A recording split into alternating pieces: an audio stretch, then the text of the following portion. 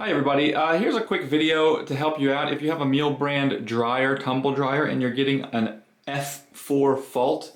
So what is this fault and can we get rid of it? So to start with, the F4 fault is that is showing that there's an open circuit at the drying air temperature sensor.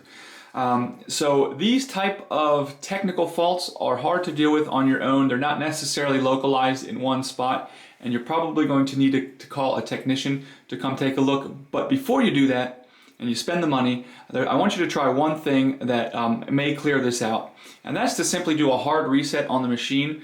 All of these electronic issues can sometimes be cleared out with a hard reset. So all we need to do that is just turn our machine off.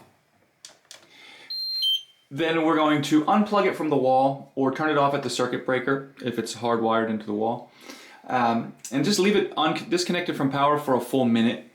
Once that minute's up, then you can return power to it, turn it on, try to do a cycle, and see if you can get it to run without the air coming back. So anyways, hope this video helped you. Thanks a lot for watching. Have a great day.